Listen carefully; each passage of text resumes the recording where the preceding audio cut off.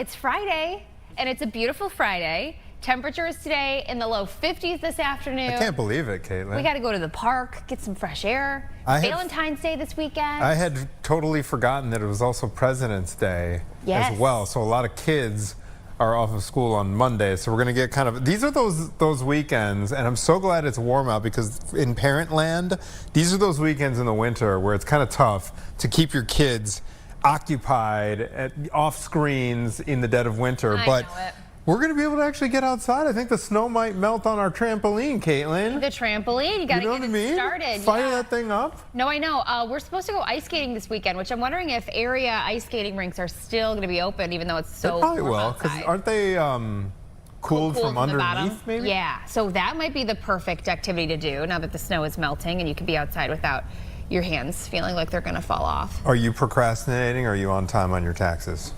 Oh, I'm done. You're done. Are you not? No, I sent for the first year in a while. We're good, but for all you procrastinators, actually there might be some advantages to procrastinating. That's what I would say. We're going to get you the tips and tricks. Yes, we have tips and tricks and stuff that's new this year. Right. Especially if you have tips. Things that you might have missed. Yeah. So we're going to get some navigation from an expert. Let's see. Also, we're going to talk about the most important relationship that we're all apparently neglecting. Sleep. Yeah. Okay, our relationship with sleep. And since Caitlin and I are both like, you know, the cat's out of the bag that we've both gone through sleep divorces, we're going to have an interesting perspective on this topic. The past couple of nights, I will say, I accidentally fell asleep at 7 p.m. with the baby, and I'm very glad I did. Usually it's one of those things where I'll lay with him and like pretend like I'm sleeping, and then he falls asleep, and then I get on my phone, scroll around, watch Netflix, for a couple of hours. But I've been so tired, and I told you guys a couple days ago, my eyelids have been twitching. Yes. I'm like, what is this? They're not twitching today, so maybe it was. Well, you slept for 12 hours the other night, so that might have been 36 hours? Yeah, no. Yeah. Seriously, 2 nights in a row. Yeah, lots of sleep. So we're going to get to all that, but before that, we are joined by a very, very special guest who is here to kind of mark 2 occasions here. Apparently, I didn't realize this till today either, that February is Rare Disease Month, Rare Disease Awareness Month, and today is International Angelman Day, okay? Angelman syndrome, okay? This is a very little talked about and known about disease. The one person you may have heard about it from is Colin Farrell. We've actually talked to him on Good Day Chicago about how his son has this disease. But we are joined this morning by Elizabeth O'Connor. She's with the Foundation for Angelman Syndrome Therapeutics, and her son Ryan was diagnosed with this syndrome. We welcome you to the show. Thank you so much for being here. Before we get into a little bit about what your foundation does, will you tell us a little bit about your personal journey with this? Because I understand for the first 18 months of Ryan's life, you guys did not have a diagnosis on this. No. Right? It was so hard. I always thought that, you know, those first few weeks with an infant would have been so special. You're just sleeping nicely with the baby. You get to go on walks. But our experience from day one was really hard. He couldn't eat. He couldn't sleep. He was crying all the time. And we were actually referred to the Fussy Baby Network because they thought, you know, we just didn't know how to comfort him. We sought so many different expert opinions who really couldn't figure it out. And it wasn't until he was 18 months old where he had some seizures where he was diagnosed at Rush University with Angelman syndrome. And we said, what is Angelman syndrome? And the doctor said, well, it's a lifelong disorder. He probably will never walk, he will never talk, and he will not live an independent life. And obviously my husband and I were so devastated. But the Foundation for Angelman Syndrome Therapeutics has given us so much hope over the last 10 years about what Ryan's life could look like for the better in the years to come. Okay, so Elizabeth, let's talk about how you mentioned you even got tested genetically when you were pregnant, and it was like a 0.1% chance, right? Yeah, so it's so hard. This is just called a de novo occurrence, rare, spontaneous mutation of the genes.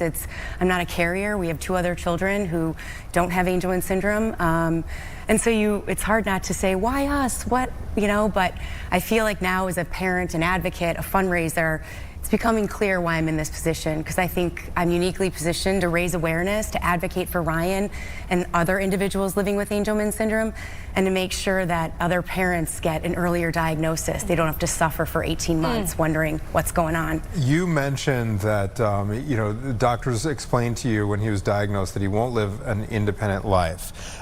Can you, for those who don't know, explain a little bit about Angelman syndrome and exactly what it does and its effect on the body and the mind? Yeah, so Angelman syndrome is a single gene disorder. One gene in the brain, UBE3A, has a loss of function, and that affects everything from walking, talking, coordination, sleep. You know, your next segment about sleep is so fitting, because kids with Angelman syndrome have so much difficulty sleeping. Some kids sleep as little as 2 hours a night. And so their parents then are not sleeping either, and they have to go to work the next day. And so there's this horrible ripple effect.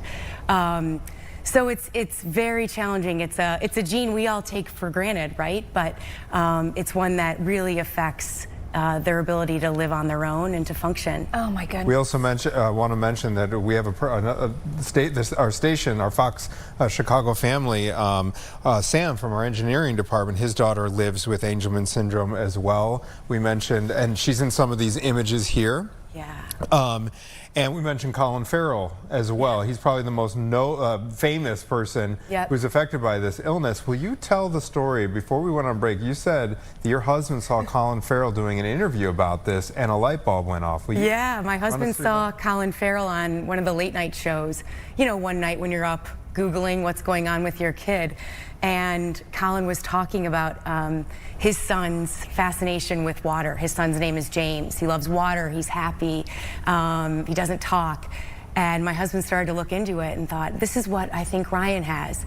And so, you know, while we weren't expecting it to be true, it did come full circle. We met Colin. He's been a great advocate in raising awareness for Angelman syndrome, so we're especially grateful to him for using his platform to help us spread awareness. Spreading awareness, and also we're seeing these videos, these beautiful images of childhood. You know, he's still enjoying himself. Yeah. How do you feel like people have supported you in this journey? Has it helped to reach out to others who are experiencing Angelmans too?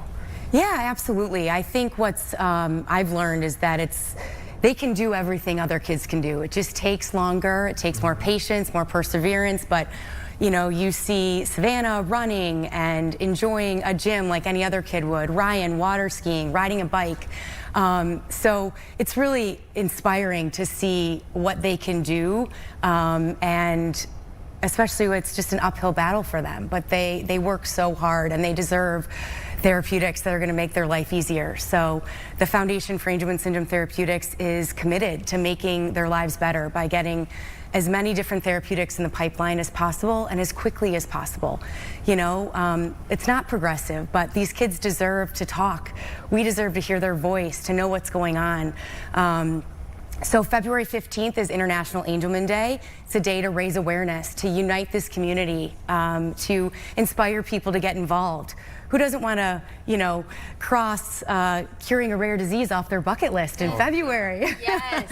So we really encourage everybody to learn more, to reach out, and you can learn more at cureangelman.org. So I would like to know, if someone's watching and maybe they think, oh, I didn't know about this foundation. Maybe they know someone, a friend, a loved one who has a child or a family member with Angelman's. How could they get a hold of the foundation, and what kind of services do you guys provide? Yeah, so our foundation is really focused on science. We are funding the most promising research. However, we have an amazing parent engagement committee that works with, you know, working with newly diagnosed families to pointing them in the right direction for resources and support. You know, I met Sam Brown, who works here at Fox at the Foundation for Angelman Syndrome's annual summit and gala. And so it's a really impressive community with parents that are just all on the same page about getting this done for our kids. And so you can reach us at cureangelman.org, and we would love to know who else is out there that's living with this. Join our force. Help us, you know, help us get this done. Help us cross the finish line. What are some of the tangible goals here in the, I don't know if I should phrase it in the short term or long term, because I don't know time frames when it comes to the research involved here, but you mentioned therapeutics a couple times. Yeah. And how they should be able to speak and they should be as independent as possible. Can you run us through, first of all, what therapeutics are and what could be on the horizon in terms of addressing the condition? Yeah, so what's really exciting is that scientists are excited and interested in Angelman syndrome, even though it's rare, because it's a single gene, so they know exactly what they have to target. So they're coming at it in all different ways. And there are actually 23 therapeutics in the pipeline. So those are potential therapies, potential drugs for Angelman syndrome, 5 of which are already in clinical trials. So Rush here in Chicago is a huge center for translational research. They're leading a lot of the clinical trials that are underway for Angelman syndrome. And so it's very exciting because this isn't just a hopeful, idea that one day it's like this science is progressing and we just have to fund it. Drug development is extremely expensive, so we just have to fund it to keep it going and get it across the finish line. Scientists believe that Angelman syndrome is one of the most curable neurological disorders in our lifetime. Wow. And they believe it'll be a gateway to better understanding ALS and Alzheimer's and other more common neurological conditions that affect many more people. So while it's rare, 1 in 15,000, we're really excited about the enthusiasm around tackling this single gene disorder and finding different ways to treat it. As a parent, you mentioned the lack of sleep, just the struggles along the way, learning how to handle each day differently. What have you found helps you day to day the most? Mentally, I know it's hard to put into words. Friends and family, okay, hope. support. I think just knowing that there's hope, right? That's all you need, is to know that there's something down the road that could help us. And I will keep fighting for that until we get there. But friends and family wearing their blue, their Team Ryan pins, representing FAST. Obviously, every donation supports, life-changing, potentially life-changing research that could make my child's life better, Sam's child's life better, and all living with Angelman syndrome just reach their full potential, 1 in 15,000. Will you give us an idea for what the local, we're seeing these really great pictures. That's Sam's Christmas card right there. Savannah's right there with the smile. How big or small is the local Chicagoland Angelman's community with this disease being so rare? Is it one of those things where you kind of know everybody in it at this point? Yeah, no, actually. And I think it's like a lot of things, the science is progressing faster than we're able to diagnose people. So we actually believe that there's probably other people with Angelman syndrome that haven't been diagnosed. Really? I have a friend who I play paddle with, and her sister's 56. And after she met me and met Ryan, she goes, I think my sister has Angelman syndrome. But she was never diagnosed. The genetic testing wasn't as advanced years ago as it is now. And so to answer your question, I think we actually do have a pretty big Chicago contingency. I've tried to meet a lot of them. I'm sure there's many that I haven't, but it's a really strong knit, close-knit community. And I think that's what gives me great pride, is this community is united in this mission. And I'm really proud to be a part of it. I wouldn't wish this journey on anyone, but I'm really grateful to be a part of FAST, to be a part of the Angelman syndrome community, because we have a very clear vision of the goal, and we are doing whatever we can to get there. Can we talk about fundraising? Do you guys have a big fundraiser coming up, or is it just one of those things where you can log in online and donate anytime? Yeah, you log in anytime. Donations are always welcome, especially on International Angelman Day. Our community does a lot of their own fundraisers, which is really neat, whatever inspires their friends and family to give. I do a paddle party, someone else is doing a pinball party, some do a fancy gala. The foundation does an annual science summit and gala every year. It's been in Chicago for many years. The last few years it's been in Orlando, Florida, just to reach the international community a little bit easier. But they have scientists come from all over the world who, report on their latest findings. They share ideas. It's a huge collaborative, exciting weekend that ends with a black tie gala where we do significant fundraising. So we're trying to do it all, but everybody is welcome to join this effort, and I think that's what International Angelman Day is all about. Getting people to know about it, inviting them to participate, and, you know, hoping that someone will, you know, help us get across the line. All of us will help us get across the line. I mean, even though this is a very, very rare condition in a smaller community relative to other diseases, I can't, since 2008, $64 million, right? Yeah.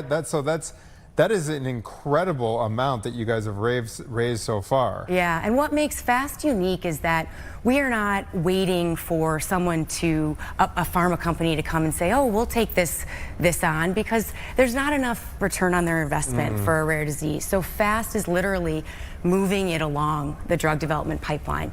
You know, the phases of clinical trials are expensive and time consuming. Yeah. And FAST has found a way through key investors and stakeholders to say, if this is a promising science, we are not going to let it sit on the shelf. We are going to move it forward and make sure that this gets to patients as quickly as possible. So my question is, you mentioned how there's people out there who probably have not been diagnosed with Angelman's that may have it. Maybe somebody's watching now who says, I'm curious about this. Can they just go to their doctor, or if it's a child, their pediatrician, and ask them to do a test, or how does this work? Yes, definitely. You can talk to your pediatrician about getting, you know, a genetic test. Yeah. I'm not an expert in the nuances of the different types of tests, but absolutely have a conversation with your doctor, because knowledge is power. You know, for a long time I was afraid of a diagnosis. Those first 18 months I thought, they're just going to label Ryan and tell me all the things he can't do. But a nurse told me, you know what? Knowledge is power, and when you know what you're dealing with, you know, you can be a part of a community. There's hope. You can fundraise. You can, you know, you can do things that make you feel like you're headed in the right direction. So I would absolutely encourage people to do that. Okay. Is there anything that you would like to put out there during this interview that you wish you had known at that stage of the game? You know, I think just educating yourself and your family members and your friends, because you never know. I mean, just coming here today, Delaney, who brought us up, said, my brother-in-law has Angelman syndrome. That's right. And so the connections, you know, it's like that Kevin Bacon game, we're all connected. Yeah. And so when we all are connected, we can collaborate and discover ways to help each other. And I think that's really powerful. So I'm really proud to be a part of this community, and I'm really grateful for the opportunity to be here to talk about it. Thank you so much for coming. Yeah, totally. Yeah. Wait, before we let you go, we saw Ryan here in studio. When is he? You mentioned that some folks that are living with Angelman's have certain you know, fascinations with the water, or they're happiest there. We see his smiling face. When is Ryan at his best, and what makes him the happiest? Honestly, the silver lining of Angelman syndrome is they are notoriously very happy kids. That is like the best. They are usually smiling and happy. We hoped Ryan would join us today. He had a different plan. He wasn't interested. We don't know what was bugging him, and that's the hardest part. He was crying and whining, and we don't know why. But notoriously, they're very happy. They love water. It's kind of a universal fixation. So winter's tough because we can't have the sprinkler on. But he loves the bears. He loves the bears. He uses his AAC device to celebrate the bears. But the medical issues are seizures, sleep disturbances, difficulty with walking, nonverbal speech. So it's real, it's hard, it's really hard. Every day brings a new challenge, so it takes a village, it really does. And anybody who's out there that doesn't have that village, please reach out. Where should people reach out? Where can they go for your website to donate? CureAngelman.org. Very nice. Elizabeth O'Connor, thank you so much for being here, sharing your journey, sharing stuff about Ryan, and spreading the message about this. And yeah, I misspoke earlier. Today's not the day. It's Sunday. Sunday is International Angelman Day, February 15th. Elizabeth O'Connor, thank you. Thanks for having me. Thank you so much. All right, we're going to take a quick break.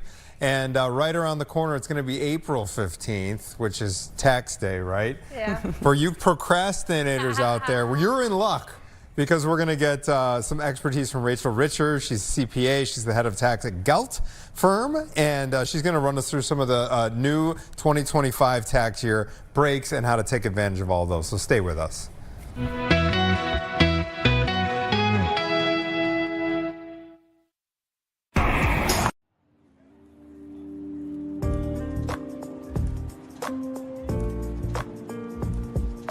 10:21, tax time. Tax Some time. people love it. Some people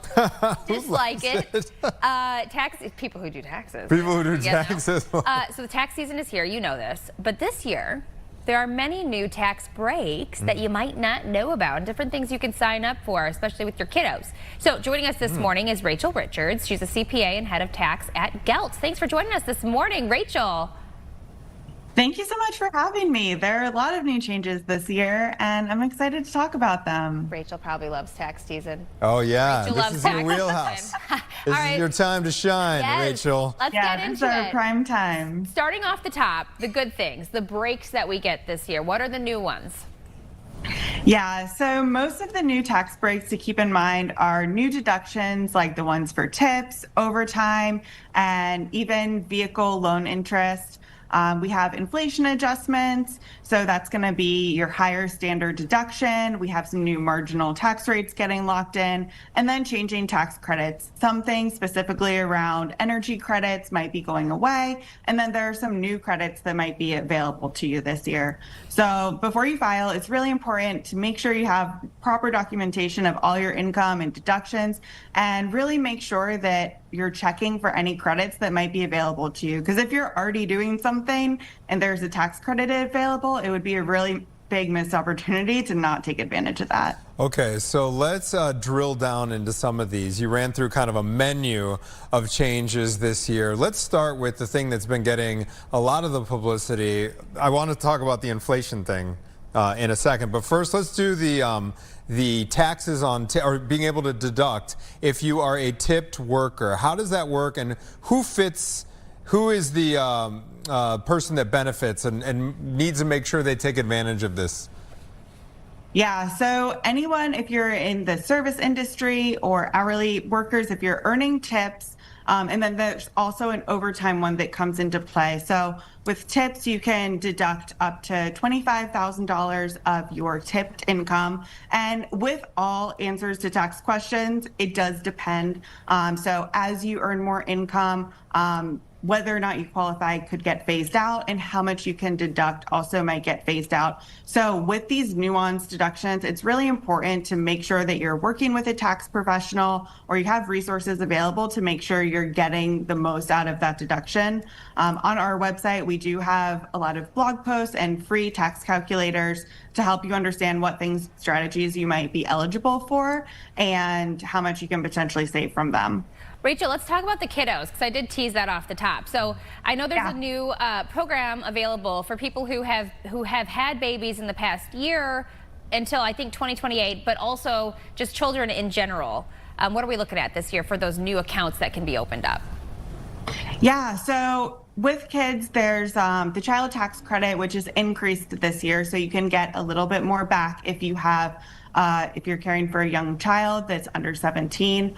There's also the dependent care credit, and then there's this new account, which it almost works like similar to a retirement account, where you can open this special account and the government will contribute $1,000 to that account. And then you can also contribute up to $5,000 per year to that account. And it works like almost like a retirement savings plan. So it could be like a Roth account, but you don't need to have your child earn income in order to put money into it. So it'll grow tax-free.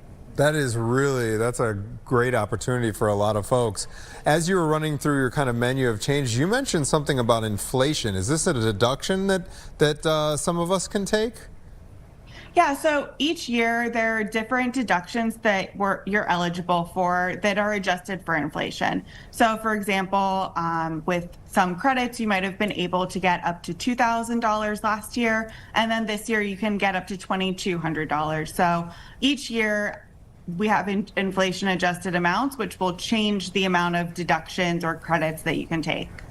Okay, so you also mentioned buying a vehicle made in the United States, right? You can get a deduction for that. Do you want to run through that one first, and then we'll get to the next ones?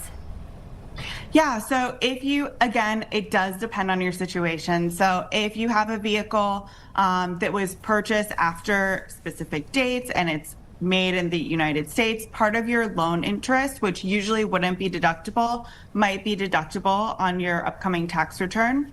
And then some other ones, I think, are overtime is also a new one, where if you're earning overtime income, so that's where you're getting paid time and a half, it does get specific. So you don't get the full time and a half, but on that extra half that you get paid, part of that can also be tax-free to you, which is a really big opportunity. Yeah. Rachel, you are encouraging folks to work with a professional such as yourself, as opposed to doing one of these software programs, that only cost, I don't know, a couple $100 or a couple $100. What are some of the biggest mistakes that you find that people who try to do their taxes on their own are making?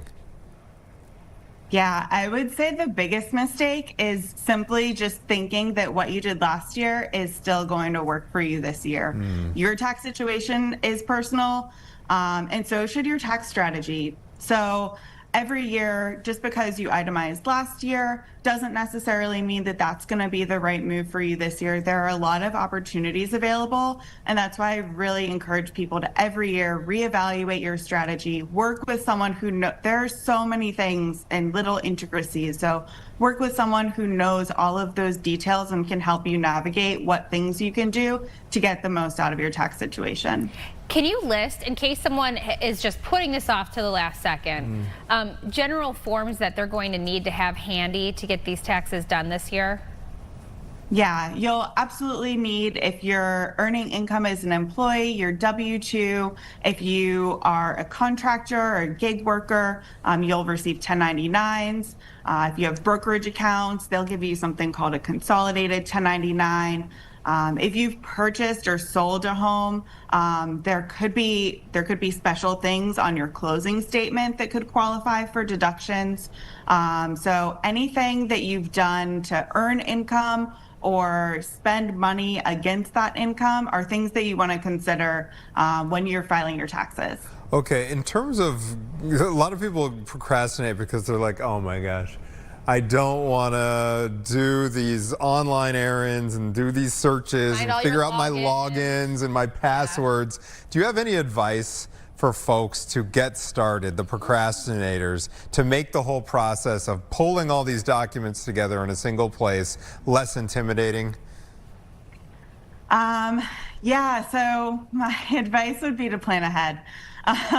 We really at Gelt, we really prioritize turning taxes into something that you're planning throughout the year. We don't want it to be this one-time thing that you have to file. If you're really on top of things, you should be doing your planning throughout the year. And so then when it comes to tax time, you already have your checklist of all the information that you're going to need. You already have a pretty good idea of what you're going to owe. And instead of scrambling to get all those documents, you can really just focus on where you can refine things and get a little bit more back. Okay. So if you're on the other side of that, just focus on the tax documents, take a deep breath. And it's not that scary. Yes. When's our last day? What's the cutoff here? So April 15th is your deadline to either file an extension and have all of your tax paid in. If you need more time to file, you can file for an extension, which will take you to October 15th. But an extension of time to file is not an extension of time to pay. So you do want to make sure that you have all of your tax paid in by April in order to avoid unnecessary penalties. Good luck with the rest of tax season, Rachel. Appreciate your time and expertise this morning. Thank you so much. I know she's a busy girl. She's going to be very, very busy. I think she makes a good point, though, is that you have to plan ahead. I actually kind of set aside a few hours on a Saturday to just knock it out, because it really is just about doing it. Just the only way out is through. Yeah. And for me, the worst part, you kind of alluded to, is the passwords. Yeah. It's like going to all those random the different sites, your bank site, and then your investment site, and then like the if you got those 529s, and just where all my passwords. What I found, though, is everybody is sending me it in the mail. Snail mail is where it's at this year for me. All of these different organizations are sending me the tax documents. And you don't need to log in and anything. Just scan them right there. Using your phone and upload them. Yeah, exactly right. Pretty easy. Good luck, everybody. I find it to be fun. I'm such a weirdo. But I like math, for example. When I was in college, I liked doing math equations because there was always a means to an end. It was a puzzle. And that's how I feel about taxes. It's like, I used to do that. When I was single, I would just do it on my own. I do it on my own. You do it on your own still? Yeah. Oh my gosh. But mine's simple. Yeah. Ours is complicated because my wife's a business owner, and so that gets super complicated. Mine's just me, like I've got my little numbers and my paperwork. It's impressive. I'm impressed. But Rachel suggests, get with a pro. Yeah, we need a pro, and she is. They might find you money you didn't know you could get back. That's true. I'm probably missing out on some opportunities here. ChatGPT might be your friend too. Is there anything I'm missing? That's a good point. I wonder if that's going to change the game. Oh, for sure. You know what I mean? ChatGPT, hey, what am I missing? doing our taxes next year. Yeah, I actually, you know what? I used it this year before I sat down for my couple hours. I said, I just typed in a general question, what tax documents do I need to pull? And then it gave me kind of a starter list, and then I kind of went from there. So that was a nice little on-ramp. Yeah. Why is it such a guessing game sometimes? Like you hope you're doing your taxes correctly, but if the government knows how much that we owe them or they owe us, like I wish that we could just be like, listen, this is the end of the year. These are the numbers. This is how it is, so that nothing is missed. States, federal taxes. Do you know what I mean? Yeah, I think this is not my wheelhouse at all. There's a reason I went into journalism and not finance. Same. Right. However, the tax code is just so complex. Right. And there's all kinds of ways to kind of leverage your, Maggie's always talking about, oh yeah, well if we pay, if you pay your kid, you can deduct certain things. There's little tricks and workarounds and things. I'm like, so maybe that's why. Yeah. Because at the end, it's like if you know how to play the game, then you'll be able to come out on top. Exactly. And for me, I don't know what, I'm just following the rules. Yeah, I know. Okay, we are going to take a quick break. When we come back, gosh, this is a big issue, especially on our shift. Yes. The most important relationship that we need to tend to, other than our you know, our spouses, of course.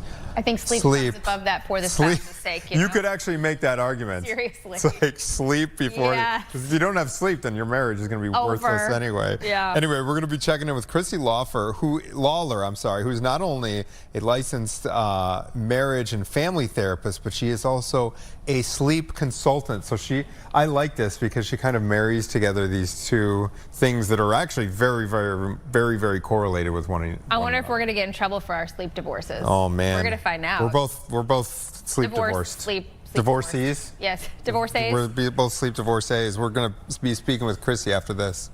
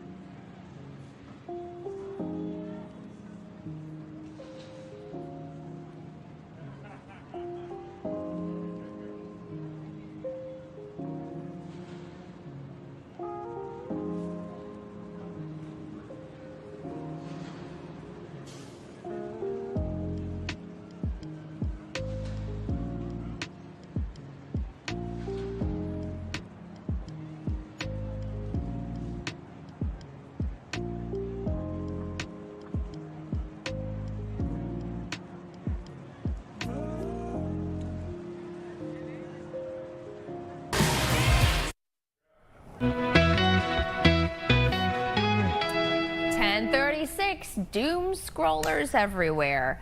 Unfortunately, to break the news, which you probably already know, you're not getting enough sleep, okay? There are a ton of different factors that can drive a wedge in your relationship, and one of them, this doesn't surprise me, is sleep. So studies show that over 1/3, so 31 to 35% of American couples engage in a sleep divorce.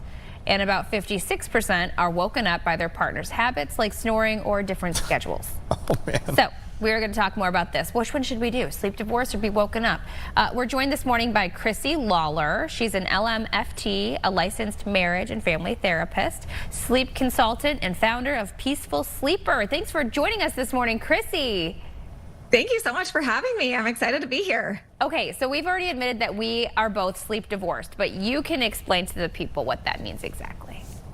Yeah, so sleep divorce is something that actually a lot of couples do when you have different schedules, when you get woken up by your partner. At the end of the day, yes, sleeping in the same bed, in the same space can be really beautiful and wonderful. You have pillow talk before you go to bed, you wake up next to each other. But sometimes that's not the reality. And I'm of the opinion that if you are getting optimal sleep in the way that works for you, that's going to be a win because sleep is so incredibly important. We just need to make sure that we pour into our relationship in other ways if you're not getting some of those subtle bids for connection while you're winding down or waking up. Okay, let's run through some strategies to get that because we're pretty open on this show. Okay, Maggie and I do have, from time to time, it's like, hey, I miss you. We're apart all week. we work the morning shift, so rather than risk waking the other person up, we have chosen to just go during the week, separate bedrooms. But how do we address kind of that getting that connection? Yeah, it really just comes down to intentionality, recognizing because we're not getting these moments of connection, we need to just manually program that in somewhere else. So date nights can be really important, snuggling on the couch after the kids go to bed if you have kids. Having meaningful moments of connection instead of just sitting on opposite ends of the couch scrolling in the evening before you go to bed. Have purposeful check-in time. What was the best part of your day? What was the worst part of your day? What are you looking forward to tomorrow?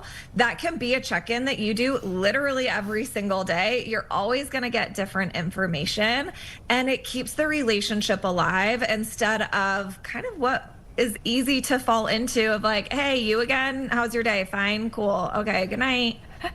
Okay, so talking about the sleep divorce, when could it really cause an issue? So you mentioned how we can connect if you are doing the sleep divorce thing, but maybe in some cases that's just not enough. Have you seen that? Yeah, I mean, I think at the end of the day, getting good quality sleep for both partners is massively protective of the relationship. I think every single person that's in a relationship has encountered the phenomenon, maybe once or twice, of a fight turning into a bigger thing than it needed to be because you're both sleep deprived. And so if you can just get good optimal sleep, you're going to have more positive regard for your partner. You're going to be less offended by the little things. You can see the best in each other.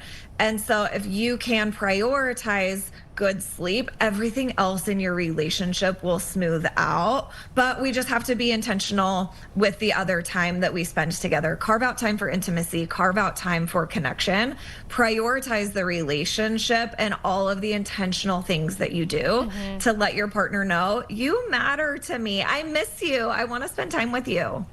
If a couple chooses to go the sleep divorce route, what advice or what do you have to say about perhaps the stigma attached to that? You know, I actually say it with a little bit of embarrassment, a little bit of shame, because I feel like, you know, a lot of people might read that as, whoa, you guys are sleeping in separate beds? Yikes. Yeah, how do we get past that stigma?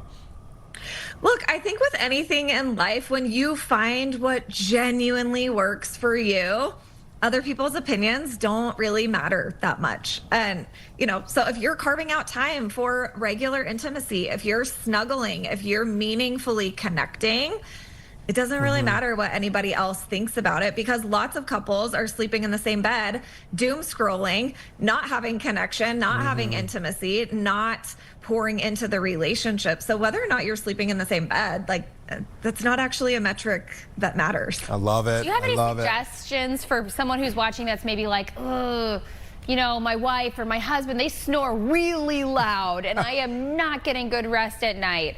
How they could approach this topic with their significant other? Yeah, you know, when one partner is really disruptive to the other partner's sleep, it can cause a lot of resentment under the surface. You wake up already grumpy and annoyed because they kept you up all night. And then when they do other annoying habits, when they don't put their stuff away on the bathroom sink, everything else can just escalate. And so I think it's worth sitting down and saying, hey, these are the ways that I really love connecting with you. Here are the reasons why I want to stay in the same bed with you. Here are the reasons why this might not actually be working for us. Is there a better strategy so that we can get the max connection that we want to get without all of this unnecessary resentment? Because the disruptive partner that's snoring, they don't know how much they're angering their partner. What they do know is that they're getting all of this grumpiness and edginess, and they don't want that either. How would you recommend that couples delineate between addressing, you know, maybe the disruption and trying to work on, hey, we're gonna stay in the same bed, but we're just gonna work on these things that might make it better. Let's stop doom scrolling. We'll, you know, address your snoring issue, versus saying, okay, you know what, maybe it's better if we sleep in separate beds? How would you advise navigating that fork in the road? I think, I've been a therapist for 15 years. I do think that there is a lot of value in staying in the same bed if you can make it work. So I think I would say, first, let's address what the problems are and see if we can meaningfully improve those, especially in the case of snoring or disrupted sleep. That person's not thriving. Snoring can be a huge red flag for sleep apnea and some other sleep issues. And so as a partner, I would say, hey, you might not notice how much you are impacted by this thing. It's impacting me, but I also want better for you. Let's see if we can improve that dynamic before we just say, like, sorry, I guess we're going to sleep in different rooms. But at the end of the day, both partners getting good sleep sets you up for a better baseline in your relationship and your mental functioning and your physical functioning. Okay, Christy, this is kind of a funny question, but my husband makes jokes that I need like 14 hours of sleep at night, and he needs 7, 6. Is it true that women need more sleep than men? Yes, it can be. And everybody has their own unique sleep temperament. We have different sleep needs. Some people have higher sleep needs. Some people have lower sleep needs. Some people that seem to have higher sleep needs aren't actually getting the deep restorative sleep that they need. And so they need more of it to kind of fill their tank. So, if you actually feel like you physiologically need 14 hours of sleep, that might be something to look into to figure out, like, am I actually sleeping optimally? Are you but sleeping really, optimally? That was a little bit of an exaggeration, but I do sleep with my 1-year-old who wakes me up all night. Yeah. So you that's might probably be the you might be getting like less Broken. deep. Oh, but for like sure. longer but less He deep. woke up at 2 a.m., changed his diaper, he didn't go back to sleep till 4 this morning. Oh, that's awful. That's my nights. That's awful. okay, well, I Is can it- help with that. Christy, is it true that we need less and less sleep as we age? Slightly. I think sleep is harder as we age, as is like kind of everything is a little bit trickier as we get older. But getting good sleep is the most protective thing you can do for the aging process. It keeps your cognition sharp. It keeps you healthy. It helps your tissues and muscles repair. It helps your immune system functioning. It decreases your risk of Alzheimer's and cancer. And so while sleep may be harder to come by as we get older and we have more sleep challenges, it's no less important. Yeah. Okay. Well, that's an important message. Okay, Chrissy Lawler, thank you so much. Her book is The Peaceful Sleeper. And I love this because it kind of combines sleep science with like advice on relationships. Yeah. So it's a really unique angle. The Peaceful Sleeper by Chrissy Lawler. Thank you so much for joining us here on Chicago Now. Really appreciate it. Thank you for having me. All right, Love we're going it. to take a quick break. Sleep is everything. Oh, it's a beautiful Everything. thing. I wish, that's I get emotional something when I'm that's tired, challenged. Yeah. Oh my gosh. Well, she's spot on that. Like, if you're sleep deprived, like an argument that would be, or like a back. I mean, yeah. if The you're way you irritable, handle your kids is underslept. different. Oh it's man. It's Yeah, a lot. it's a lot. Because our next, actually, after this, we're talking about fun things to do with your kids. As a family, if you don't get sleep, Oh man. you're not going to be enjoying any family. Parenting is no bueno You'll either. be in the house on the Underslept. Yeah. All right, so it's Valentine's Day. It's President's Day weekend as well. So 3-day weekend for a lot of families out there. And coming up, this is cool. This is a Facebook group. It's called Make It Fun Family Adventures. And Lindsay Noel from this Facebook group is going to educate all of us on some great ideas to keep the fam entertained and off the screens this long weekend.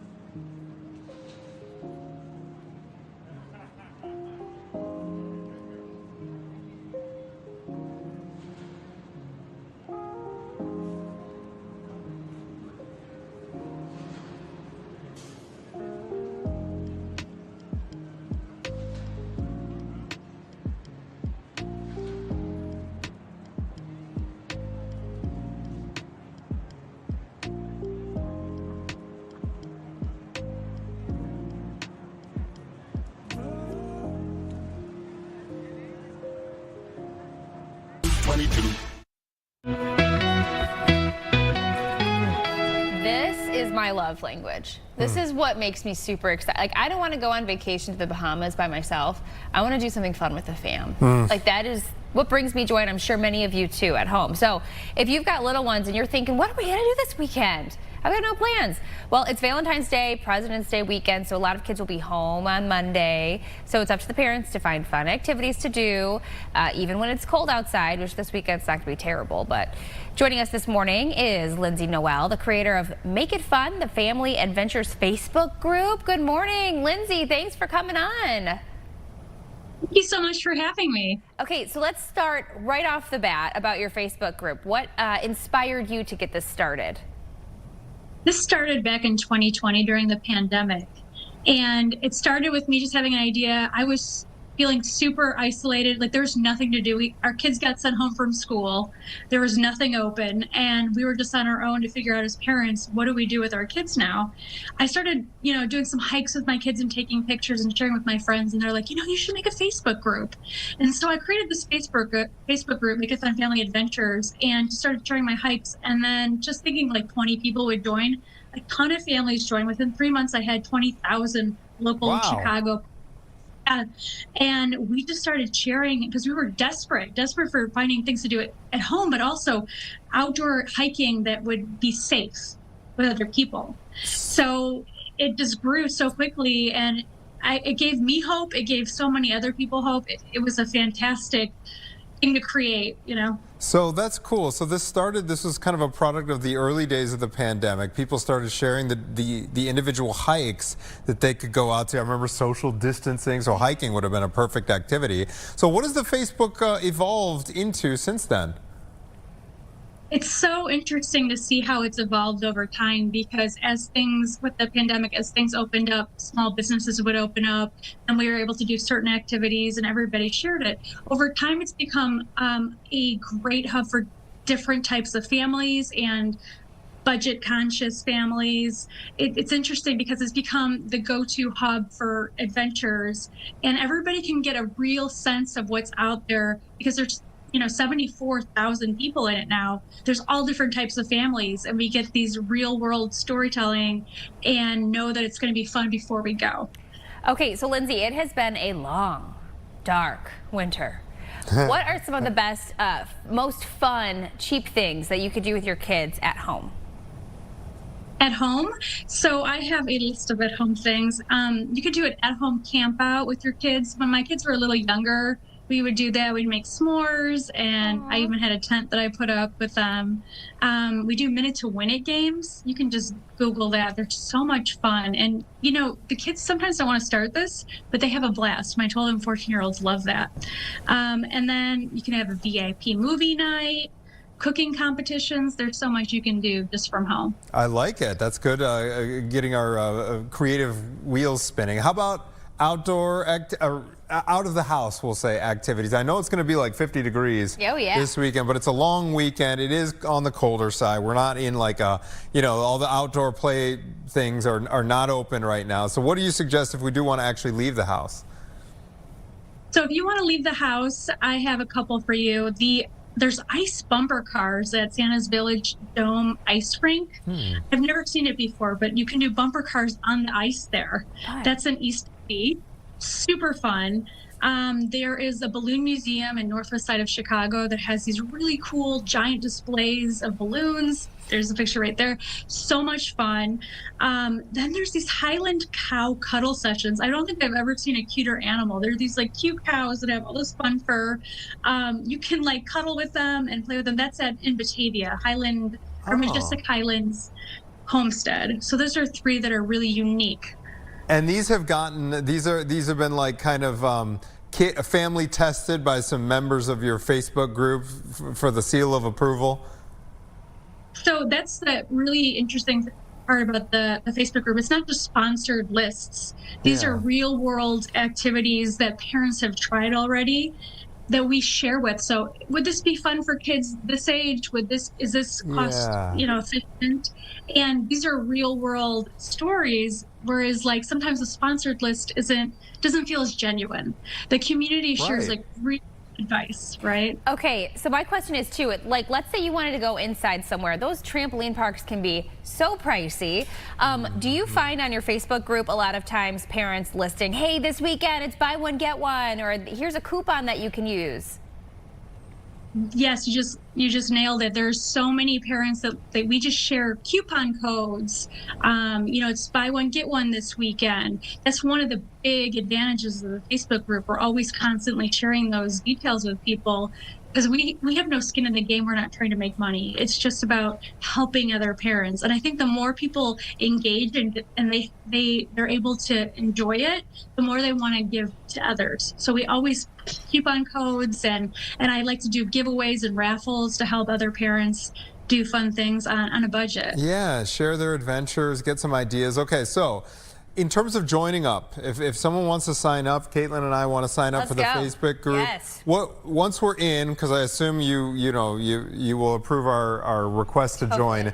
What should we then do? Should we just kind of scroll and scroll and scroll, or is there a way to kind of narrow it down? What's your advice there? Well, if you want to get in, make sure you answer all the questions because we're really careful who we let in the group. Okay. Yeah, and I have the best moderators to make sure everybody's like the best people that are getting in. So, but once you get in there, yeah, there's a search bar at the top. You can ask any question you have, but scroll through because every day we have almost 50 different people asking questions, posting adventures. There's so much. Wow. But yeah, don't forget the search bar because we have so many adventures over the years in there. It's just a plethora of just real world knowledge and parents that have done it before. Okay, Lindsay, last question for you. This weekend, Valentine's Day weekend, I know you mentioned a couple fun activities, including hugging cows, which is darling. Is there any Valentine's themed things for kiddos around Chicagoland this weekend? Well, I know that the Sock Monkey Museum in Long Grove, they have the world's largest collection of sock monkeys. I think they're doing a workshop there. And I think almost all like the museums are doing something with like some type of craft and stuff. But you know what? Go to the moms in the group are amazing. They have a million ideas. I would go to them as the experts. All right. Lindsay Noel, creator of the Make It Fun Family Adventures Facebook group. Thank you so much, Lindsay. We are all set up for this long weekend, thanks to you. Awesome. Thank you so much for having me. Yeah, Have a pleasure was night. ours. And we have another hour of Chicago Now coming up right after this.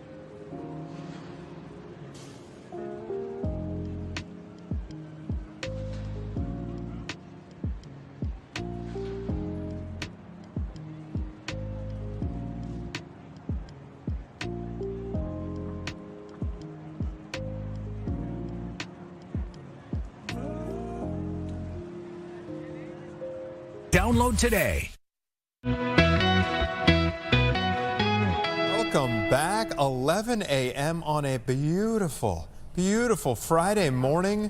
Look at that blue sky. And guess what, everybody? I want a big old drum roll, and I'm mad we don't have a studio audience right now because making her Chicago Now debut, Saquon, everybody. Oh, thank you. I hear like little How many weeks/months has it been since you joined Fox 32? I think maybe a little less than a month. A little less than a month. Maybe okay. it's actually been a month today. Okay, well, congratulations on Thanks, 1 Anthony. month. Thanks. Saquon, give for those who are unfamiliar. I mean, Yeah. they've probably seen your reports, Sure. but give a little like Cliff Notes bio for folks who haven't seen you here. Yeah, on like a Chicago little Now. elevator pitch or something. Yeah, exactly. Yeah, so I'm from Minneapolis originally. Actually, I should say, for anyone who's around there, I'm from a suburb of Minneapolis. Okay. I have to make this very clear because that's... Well, we have to do that in Chicago too. It's Yeah, like you don't want to say right. you're from Chicago. You're not from the city. And then like, yeah, and then you get the, wait, are you from Chicago? Right. Where are you really from? Right, exactly. So, yeah, I'm from Minnesota originally. I was just working in Minneapolis as kind of like a morning anchor, morning reporter role. And then I came here to the Windy City. So I'm really excited. We're so glad to have you. I'm still like playing tourist right now. Yeah. You know, like checking out all that's kind of by where I live and all the restaurants and the coffee shops and all of it. So it's been really fun for me. How does it stack up again? I want to talk because we sent you up to Minneapolis Yes. pretty quickly after you Yes. joined here, and it was Yeah. so great to have you there because Yeah. you are so familiar with the city, everything going on up there. I mean, what a time to be a Yeah. reporter there, and with everything happening with the federal immigration enforcement. It's like wild. Yeah, and I know obviously Chicago has been through that as well. Yeah, you know, it was really an interesting time going back home to report on something that was so heavy, right? Like as soon as I landed in Minneapolis, I could feel kind of how heavy that energy Yeah. was. And I will say too, you know, without getting too specific, but I'm very familiar with that area in particular, especially when you mentioned like Where the Alex Preddy Correct. and Renee Good thing? Yeah, Okay. that happened right outside of the apartment that I used to live in. Oh so my it was gosh. very, it was really personal to me too. I knew a lot of the business owners in that area, so I got to talk with them a little bit. But yeah, really heavy times in Minneapolis. For right sure. And you just literally got back to the newsroom. You've been covering something. You were in West Loop today, Yeah. Fulton Market. Yeah. For those who didn't tune into Good Day Chicago, this was some crazy video. Yeah, I think we actually just talked about it downstairs too, you Yeah. know, in our editorial meeting. It's like having, you know, that video that shows a robbery happening in broad daylight. I Right. mean, that is, This you is know, like a it's mugging pretty alarming. robbery. Yeah. And I mean, the guy was pinned down Yeah. with a gun to him. Right. And so, you know, the suspects took off. As far as I'm aware, they are still on the run. We haven't heard of any updates from police, but, you know, we spoke with the executive director of the Fulton Market Association, who was saying there needs to be more cameras. We've talked about that this morning as well. So yeah, and we actually just heard back from the alderman too. Oh, what did the alderman have to say? The about alderman just basically responded back to what the executive director of FMA was saying in regards to the cameras. It sounds like they're going to be looking into it. So. Okay, so maybe they'll track down these suspects, but this is an area.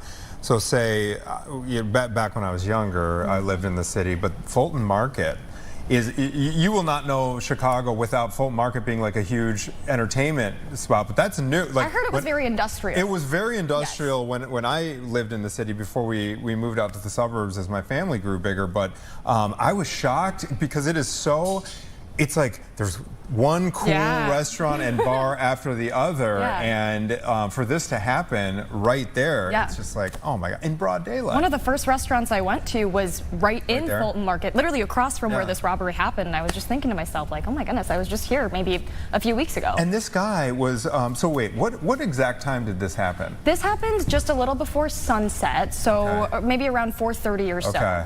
So obviously still light outside. And not a time where you're thinking like, oh my gosh, or a place in the city where you need, oh my gosh, my head needs to be on a swivel and everything like that.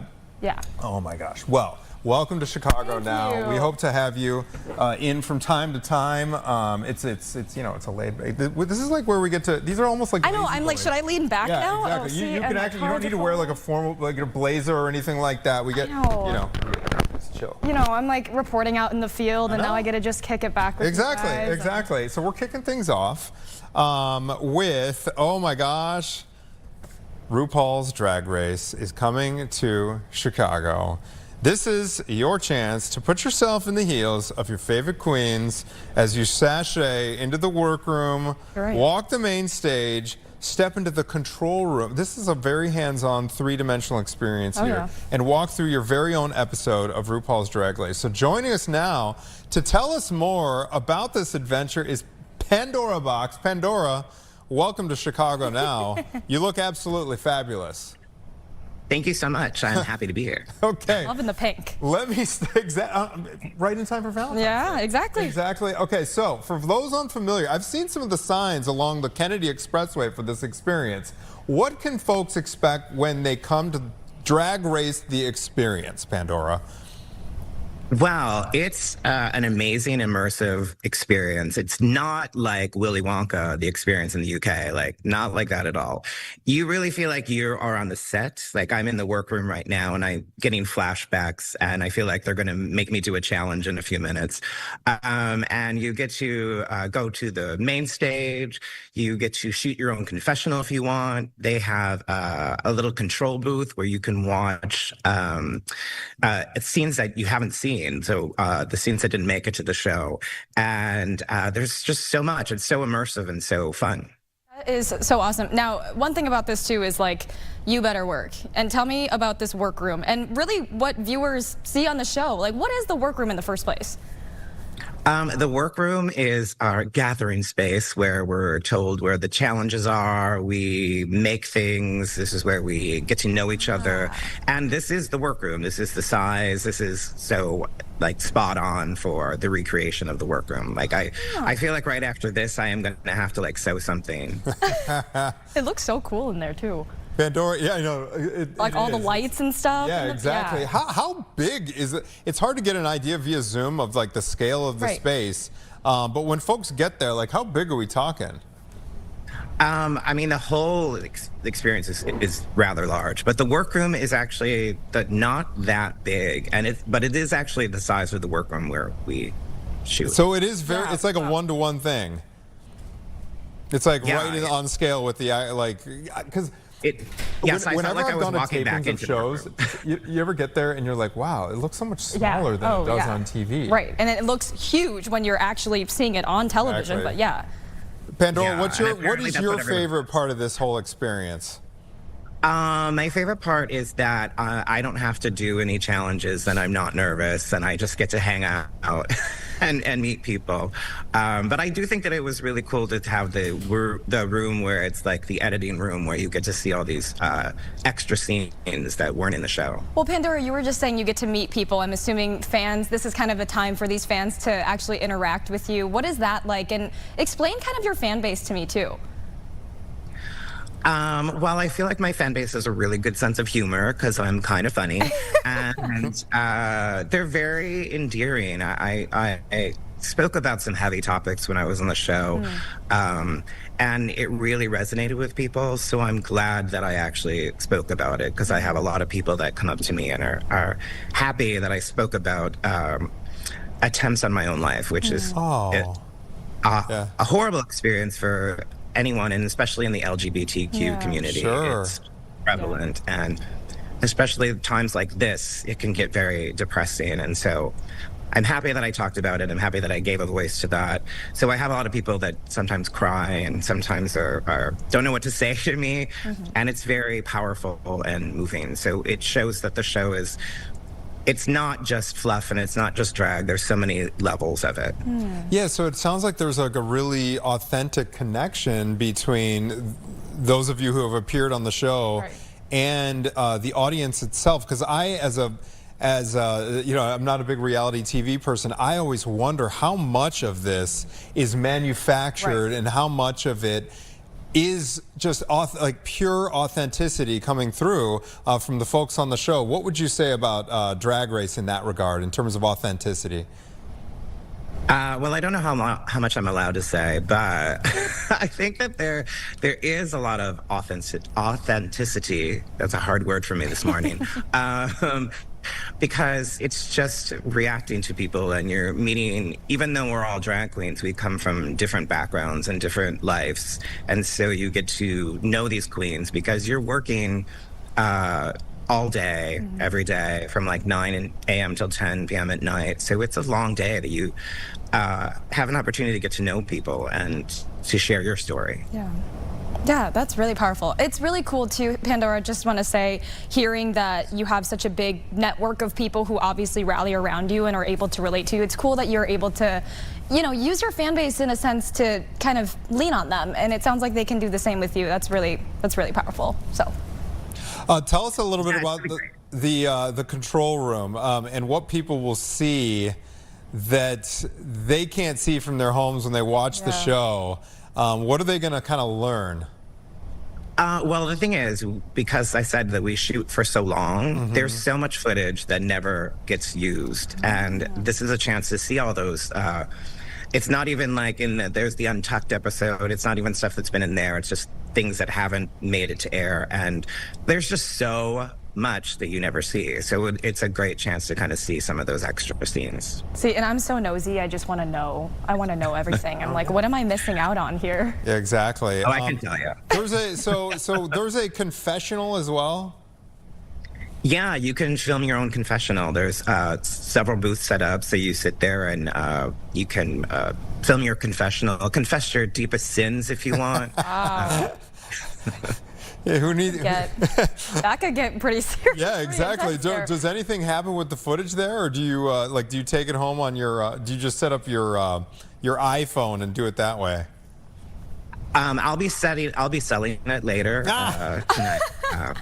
No, you get to keep it. You film it, and so it's yours. Pandora, run us through kind of what you are hoping that this show provides to an American audience here in 2026. It's a really divisive time, obviously. Say and I just got done talking about, she's from Minneapolis. We just got done talking with everything up there. What do the viewers get out of watching this particular brand of reality television? Well, I think it is a reality competition show, but there is a great heart to it. And it is the first of its kind. And it's gone on for 18 seasons now. And there's so many international versions. And I think it provides a safe space for people to watch, where you can see people that might be like you, or just people in your own community, and they're having fun. And there's definitely drama because it's reality TV, and it's giving people like hope. I think that things will get better, and that there is a group of people still unashamed to be themselves. Wow. Yeah, really cool.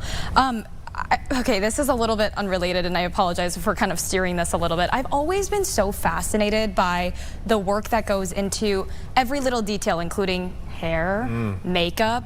You have the outfit down to the nines here. Like, what? Can you let me in on that? Because I'm very curious, and I have been for a very long time. Well, it's like a 2 to 3 hour process. Wow. So I got up kind of early today. And I think that sometimes when people want to look like us or want their makeup to look like that, I was like, girl, do you really want to spend like 2 hours getting ready? No, that's such a fair question also, because, me as a reporter, I feel like I'm always kind of doing my makeup on the fly. I don't even know if I'm allowed to say that right now, but sometimes it's like a little bit of concealer, 5 minutes in the car, and I'm like, okay, we're gonna call it good. But that is impressive. 2 to 3 hours, wow. I'm impressed. Yeah, if I did it on the fly, people would be like, what's wrong with her? What happened? This is why she's the 3-time non-winner of RuPaul's Drag Race. Oh, no, not at all. So hey, if folks come out to the experience in person, will they be able to meet you? Or any of the other queens that they see on the show? Yeah, they will. I'll be here all weekend. And if you get the VIP package, you can meet me. And I'll be fun. You'll be fun. You promise you'll be fun. Hey, I got to ask this. It's Valentine's Day weekend. You guys got anything cooking tomorrow for this? You expect a big crowd?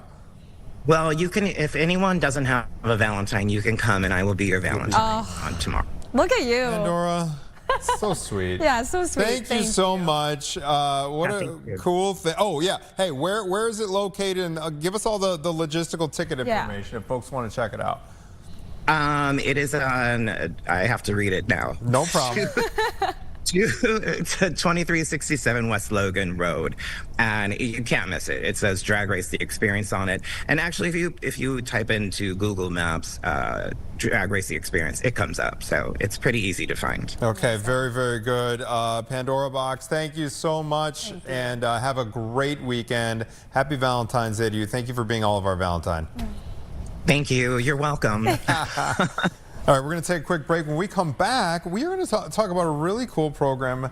Say it is called Digs with Dignity, breaking the cycle of homelessness in Chicago, one family at a time.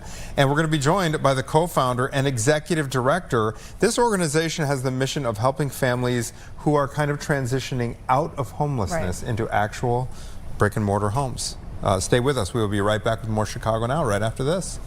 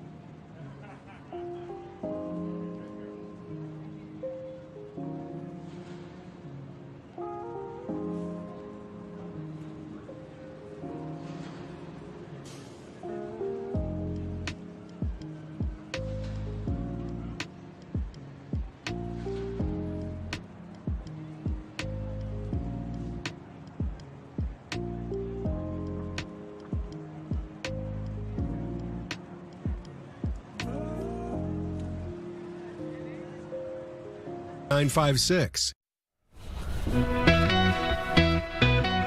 Welcome back, everybody. We appreciate you joining us here on Chicago Now. Hope you're having a great Friday. Our next guest, she is the co-founder and executive director of Digs with Dignity. This is an organization with the specific mission of helping families come out of homelessness. Okay? Kim Haney, welcome to the show. Did I get that right? You got it right. Okay, Kim Haney. Yes, okay. So run us through the basics here. What does Digs with Dignity do? Yeah, so we have been in Chicago now for about 6 years. We started back in 2019 by collecting furniture and home goods from the community and then using them to custom design and furnish homes for families who are exiting homelessness, and have really evolved into a more dual purpose mission. So not only are we supporting those families with furniture, but we also have a pretty heavy focus on sustainability efforts. So we do a lot of in-house furniture upcycling, restoration projects, so that all of the furniture that comes to us goes out of our warehouse looking as brand new and dignified as possible for our families. Since October of 2019, we've supported over 250 Chicago families with a fully furnished home. Think everything big like beds and dressers down to linens, knickknacks, artwork. It looks like yours and my home when we walk out of it. And a lot of our families are moving into their spaces with little to nothing. They're coming doubled up or from a shelter, and then they're moving into that, that new space and deciding whether or not to feed their kids or buy furniture, right? So you feed your kids and you do the best you can, get an air mattress, but a lot of the homes that we do our initial visit, go in and they're sleeping on the floor, and then we get to turn it into a beautiful functional space for them to thrive in. That's amazing. I'm just looking at some of these pictures that are up right now, and I've seen some of the reactions of the people when they see the space. Do you get to see those reactions in real time, and what is that really like for you? Yeah, so actually once a week, every Friday, we're out on the road when moving in another family. And you know, it's a little HGTV. You know, we send them off for the day to go and enjoy their day while we work our magic. And you know, our team comes in with a fully prepped truck full of goodies for the family and do a light clean, and then you know, we go in and stage everything and hang all the art, make all the beds, stock their kitchen, make sure that everything is clean and fully, you know, stocked in their cupboards for them to prepare meals with, and we welcome them back at the end of the day, and then it's all theirs. And we also have a fairly large community of clients who we try to build that community and find that camaraderie amongst our clients so that they know they're not alone in this process. And 2 years ago, we hired a previous client of ours. She's our client liaison, Okisha, and she actually has so much lived experience that she's able to relate to our clients in a really unique way. And so she's done a lot of great work in building that community amongst all of our clients and our families. I want to hear some more of these client stories in just a moment, but first I have to ask you, we've done so many segments on hoarding and like downsizing and sorting through, you know, years and years of clutter and that kind of thing, and this is almost like the tail end of that, or kind of an opposite track to take. Upcycle furniture. Yeah, so imagine every alley you drive down in Chicago, right? The end of the month, people are moving out, people are just trying to get rid of their stuff. If it's a little dinged up or a little bit damaged, you know, someone set a glass on a table and there's now a ring on that table, you can sand that down and refinish it.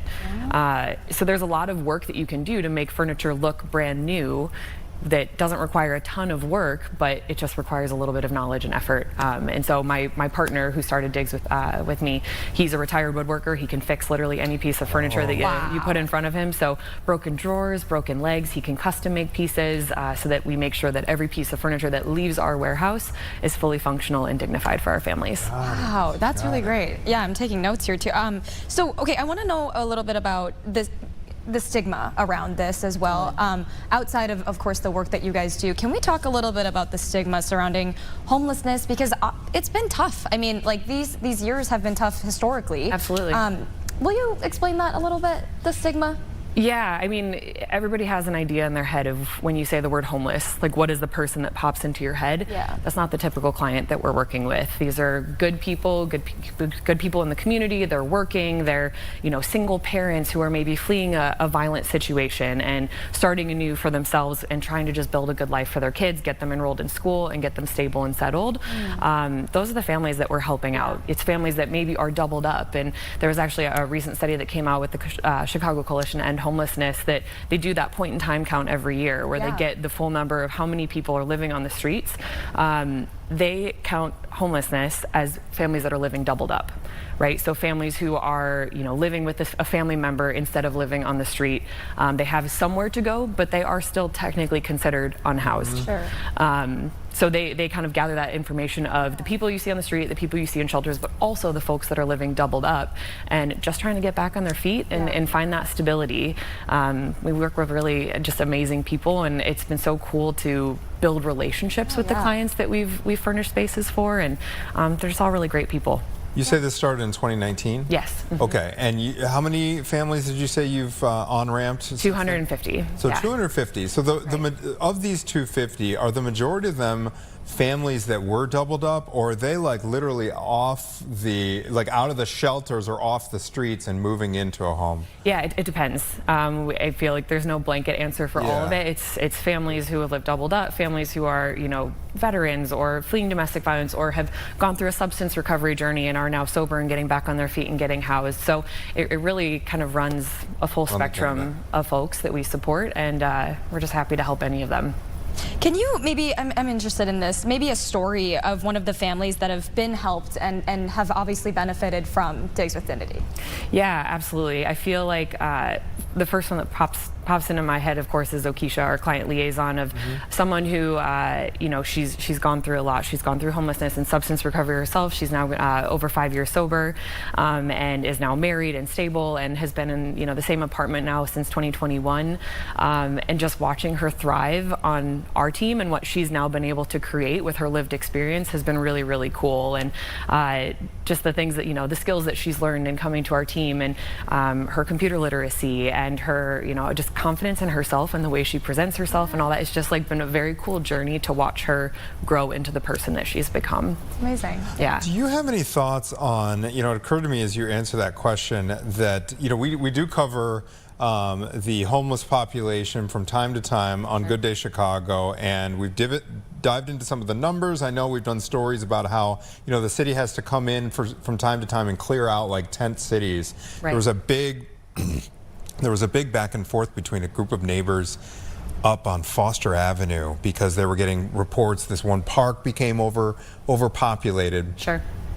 What can you tell us about the status of Chicagoland's homeless population? How many of them have been in that situation voluntarily, and how many of them are cycling out of homelessness? Do you have any insight?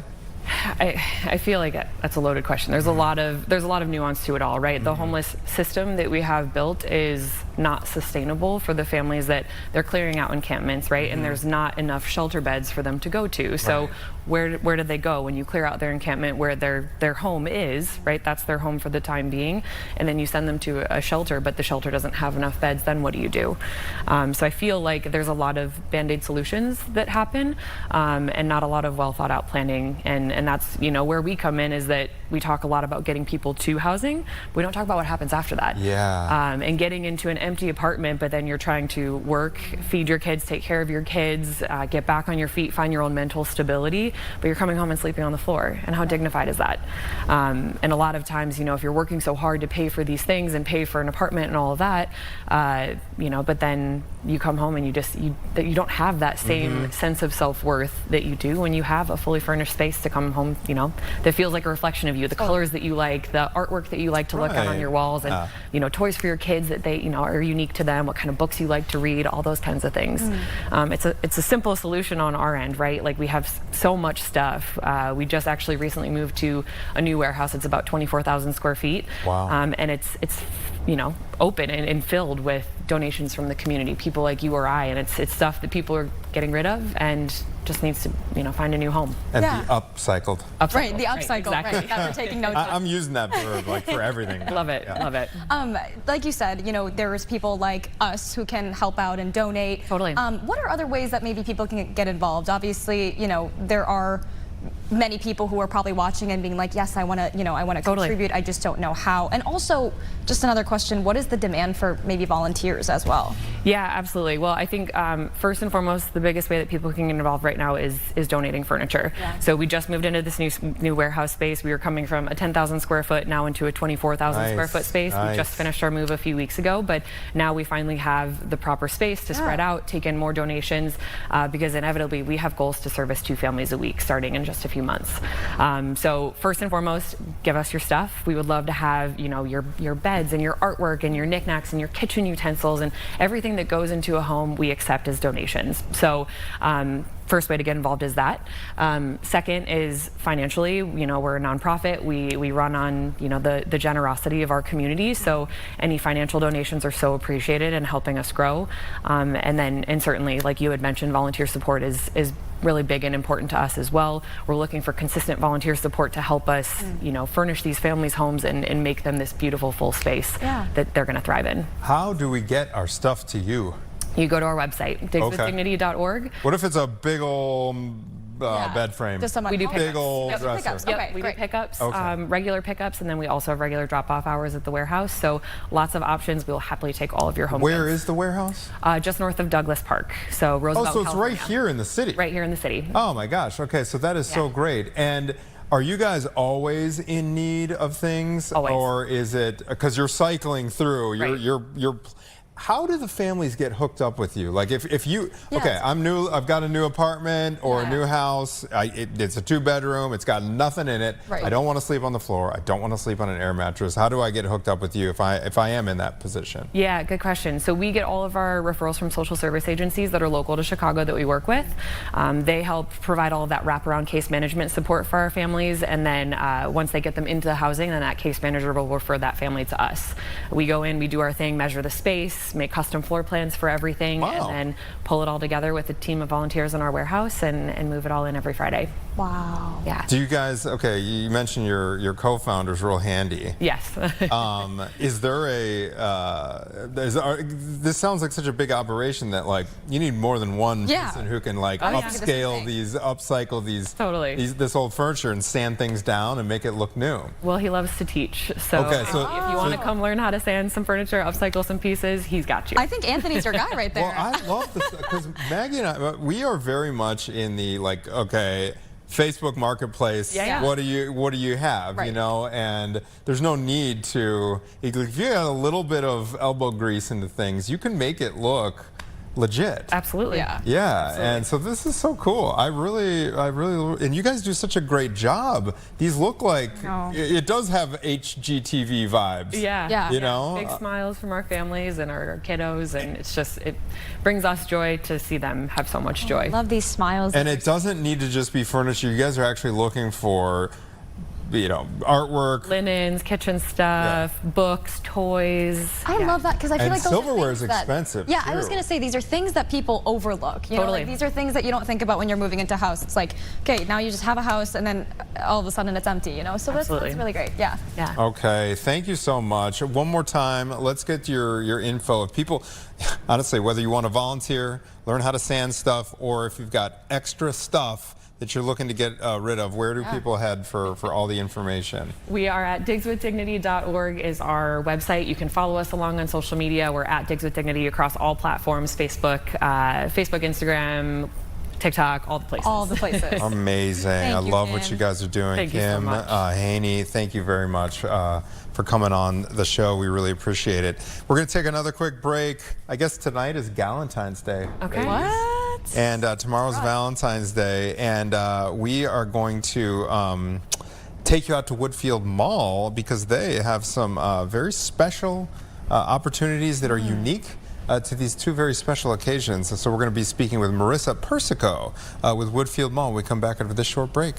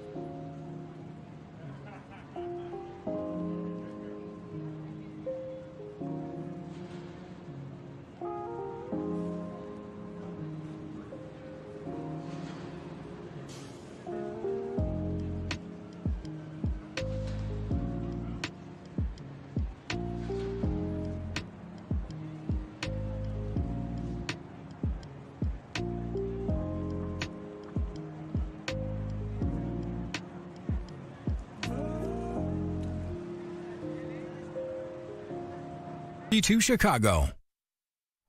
Okay, ladies and gents, I hope you have your plans set for Valentine's Day. But if you don't, we have a baby. Here's the thing. I was telling Natalie this earlier. We have a babysitter tomorrow. Oh, okay. Childcare, which is 95% of the battle. We don't have a plan. Well, yeah, because everyone else is plan. trying to make plans on Valentine's Yeah. Day. To me, we got childcare. Okay. That's like almost, we're almost, the plan itself is secondary now. We've got the real estate to work. Yeah, wow. Anyway, it's Galentine's Day tonight. It is Valentine's Day tomorrow. And you still have time to head out to Woodfield Mall to grab your gifts. Okay, so here to enlighten us with some ideas for all of us procrastinators. Look at that spread. Oh my gosh. Marissa Persico with Woodfield Mall. Marissa, happy gal/Valentine's Day to you. To you guys as well. I'm so excited to be here today. This is quite the situation you have there. Run us through what we are looking at. Looks like you were surrounded by Valentine's Day goodness. 100%. We have items for Valentine's Day and Galentine's Day, so we have both days covered for you. Okay, all right. Why don't you kind of take us through what you've brought out to show us? Yes. So for the gals that are staying in tonight, having a night with their girlies, we have everything you might need for that night in. From Anthropologie, we have these super cute glasses, plates, a picture frame for your host, perhaps, is awesome. These pajamas from Nordstrom are perfect for the cozy night in. I will be rocking one of these for my Valentine's Day event tonight. So I love these. And then you can't go wrong with slippers from Macy's. And then, of course, if you're staying in, you're doing a face mask with the girls. Oh, that's standard like, operating procedure. I know this. Yeah. I know. I'm a guy and I know this. Anthony's going to be putting on a face mask tonight just to kind of fit in with the Galentine's Day. Really cool. 100%. Can you tell me can you just tell me a little bit about date night spots for people who haven't even had the time to think about what they're gonna do, where they're gonna go? Because I feel like the biggest debate too is either you love Valentine's Day or you hate it. And so I feel like some people are like, yes, we will go out to dinner and have a nice fancy dinner, or it might be like, hey, let's try to find some of the more, I don't know, low-key spots. Like, are there any good spots there? Yes, we definitely have you covered here at Woodfield. So if you want to go the classic route, have dinner, Texas de Brazil, Uncle Julio's, great options. Personally, love the chocolate piñata at Uncle Julio's. Screams Valentine's Day. But let's say you're maybe more of a competitive couple looking to, do something a little different. 62 Escape has escape rooms and put your relationship to the test. Oh my gosh! Yeah, that's a can of worms for me and Maggie. I don't know if we I think teamwork is not our thing. No. Yeah, no, teamwork is not. Honestly, I can relate. I get that. I'm a little too competitive. So. You know what I mean? I'm like, and I'm horrible. And she's always right. So she's always right. It's just a really bad combo. Marissa, is Woodfield Mall holding any special activities this weekend to celebrate these two occasions? We're going to be ready for the shoppers, ready for all the gifting, and then stop by and take a picture with the super cute photo booth that's right behind me, actually. Wait, okay, so I'm curious too, because I feel like there are, obviously people who wait until the last minute to get a gift or, plan out their ideas. What do you think, I'm not expecting like an actual set number here, but what do you think is maybe the difference in the people who plan ahead, like we're talking months, weeks ahead, versus the people who are like, I need to go get something for someone today? I plan to have a very, very busy day tomorrow, is what I'm going to tell you. Yeah, what is your day going to look like as the marketing person here? Are you going to be like greeting folks or sending them to all the good gift shops? I will be here to direct shoppers in whichever way they need to go, maybe towards some of the gifts that I have on the table. You never know. Yeah, run us through some of the actual, you took us through the Galentine Day event, gifts here. What do you got for the traditionalists, okay, who are preparing for, all kinds of sparks to fly tomorrow night? And I think I did hear that one of you guys was a procrastinator, so maybe you'll get some inspiration. For the gal in your life, we love this Michael Kors pink bag. You can't go wrong with it. And it's something that you're going to use throughout the whole year, so it's perfect. For the man in your life, this Lacoste polo is the perfect color for this season, and it also matches these super cute red Timberlands. Love these, great gifts. If you're the couple that likes to match, maybe these dunks from JD Sports. I think these are so fun. Little pop of color. You can mix and match them.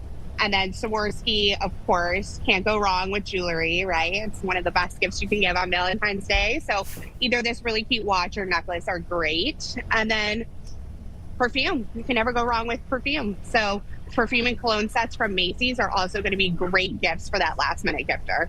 Do you have an estimate of maybe the average price someone would spend on a Valentine's Day gift? Like, let's talk, I don't know. I guess I'm curious too. Yeah. I would say you're typically looking at roughly $100 to $150, give or take, on any of the gifts on this table or just a gift in general. Yeah, they probably right, but that's probably right in the wheelhouse there. How about loved ones who are hard to shop for? Oh, yeah. Where are you sending them at Woodfield Mall, Marissa? Well, a great gift, which I do have some on display, are going to be some macaroons from Les Macaroons. Great sweet treat. You can share them. That's going to be super easy. Nordstrom has a lot of options. So outside of just the pajamas, you can find gifts for him, gifts for her, gifts for your kids if you want to gift your kids a little something for Valentine's Day. Anthropology has a lot of different cute knick-knack things that are going to fall within the season. Okay, it is. It's the destination to go for all you procrastinators out there. Marissa Persico, happy Valentine's Day to you. I hope it's a wonderful one. You guys too. Thank you. Okay. So, Say, I have to get your take on Valentine's Day. To me, it is like a New Year's Eve where there's all kinds of pressure to like go out and have fun on New Year's Eve. There's all kinds of pressure to make it like a special date night, and a lot of people call it this Hallmark holiday. I want to get your thoughts. Honestly, I am kind of a hater. Okay. Now, I don't mean that I hate Valentine's Day. Like, yay, celebrate love, it's great. You will never catch me at a restaurant on Valentine's Day. I think, to me, that is like my nightmare when you're in, like a crowded restaurant, really nice restaurant, but you can barely hear each other talk because you're surrounded by 800 other couples. Everyone's there celebrating the same thing. So for me, I feel like for Valentine's Day, staying at home, doing something like chill, maybe alone, cooking dinner together, maybe watching the All-Star game, something like that is more my beat personally. I don't know. I've never really had, a crazy public experience. I'm with you. Now, how about the gift giving aspect of it? Is it one of those things where because it's a day, it's an occasion, that the pressure is on for significant others to for sure exchange a gift or some kind of acknowledgement, or else it's a fail? Here's the thing. I think I'm in a pretty unique situation because February, my partner and I, we have a lot to celebrate. Okay, so like we got, our anniversary right at the first week of February, and then it's Valentine's Day, and then the weekend right after is my birthday. So this is like a big, it's a big money spending month for us, and so we just like to take a seat back. Now, for us, we decided to do something unique this year, which is just Valentine's Day pajama exchange. That's nice. So, She had that option out I know, there. I was like, oh. They look kind of cozy. I just got the pajamas for my partner yesterday. Oh, okay. Hey, you're done. But I'm done, so I don't have to worry about it anniemore. Okay. I think we're on the same. eye to eye on this. I agree. My ideal date night would be to stay home, little bottle of wine, put the fire on. Yeah. I just don't think that there should be that much pressure around it. No. I mean, like, love should be celebrated every single day, Doesn't need to be, and I'm dropping them, I feel like you don't have to have one set day where you're like, let's go just do it on a random Thursday. There you go. I agree. Okay. Amen to that, Saquon. I'm gonna quote you on that. Love should happen every day. All right, we're gonna take a quick break, but then, as long as we're talking about relationships right now, relationship red flags that Valentine's Day makes it easy to overlook. We're going to really dive in. Yeah, We're throwing you right into the deep end, I know, Saquon. I'm kind of terrified. Okay, we're talking about relationship red flags. Wow. Okay, when we come back right after this.